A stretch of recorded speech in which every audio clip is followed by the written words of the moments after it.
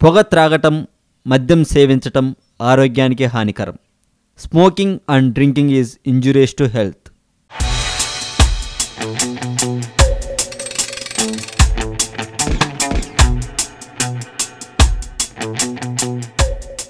రష్మి అనగానే మొదట జబర్దస్త్ షో గుర్తొస్తుంది.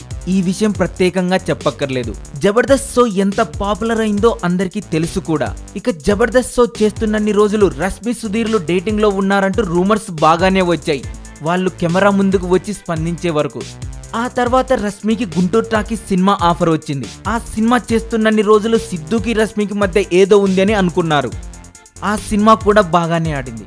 ఇక ఈ మధ్య వచ్చిన అంతం మూవీలో రష్మి ఉన్నది కొద్దిసేపే అయినా సినిమా ట్రైలర్లో రష్మి రొమాన్స్ ని పెట్టి ఆ సినిమాకు కూడా డబ్బులు సాధించేలా చేసుకున్నారు డైరెక్టర్ గారు. ఇక ఇప్పుడు ఈటీవీ ఢీ జోడీలో రష్మితో ప్రదీప్ కలిసి ప్రోగ్రామ్ చేస్తున్నాడు. ప్రదీప్ గురించి తెలిసిన విషయమే కదా, కొంచెం టచ్ లో ఉంటే చెబుతాను అంటూ ప్రోగ్రామ్ చేశాక ప్రదీప్ కి కూడా మంచి పేరు వచ్చిన విషయం తెలిసిందే. అయితే తాజాగా వీళ్ళిద్దరిపై షాకింగ్ రూమర్ వచ్చిందండి. ఏమనో తెలుసా? ఇప్పుడు ప్రదీప్ రష్మిలు డేటింగ్ లో ఉన్నారంటూ. ఏమిటో రష్మి ఏ ప్రోగ్రామ్ చేసినా ఏ సినిమా చేసినా రూమర్ తోనే మొదలవుతున్నాయి. మరి ఇలా రష్మి జీవితం రూమర్స్ తోనే హైలైట్ అయ్యేలా ఉంది అన్నట్లుగా అనుకుంటున్నారండి ఫిల్మ్ నగర్ వాసులు. కానీ రష్మి ఏం చేసినా హైలైట్ గా మారటం విశేషమే కదా. ఈ వీడియోపై మీ కామెంట్ కూడా పోస్ట్ చేయవచ్చు. ఈ వీడియో మీకు నచ్చినట్లయితే లైక్ చేయండి, షేర్ చేయండి. మరింత టాలీవుడ్ సమాచారం కోసం సబ్స్క్రైబ్ చేయండి టాలీవుడ్ సెంట్రల్.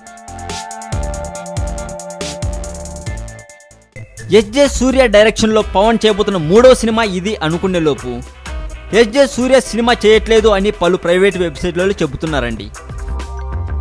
నాగార్జున గారు ఏడుస్తూ ఉండగా తన రూమ్లోకి వచ్చిన అమలా గారు ఎందుకు ఏడుస్తున్నావు అని ఆశ్చర్యంగా అడిగిందట. ఆ రోజు అసలు నాగార్జున గారు ఎందుకు ఏడ్చారో తెలుసుకునే ముందు మిమ్మల్ని ఒక చిన్న విషయం అడగాలి.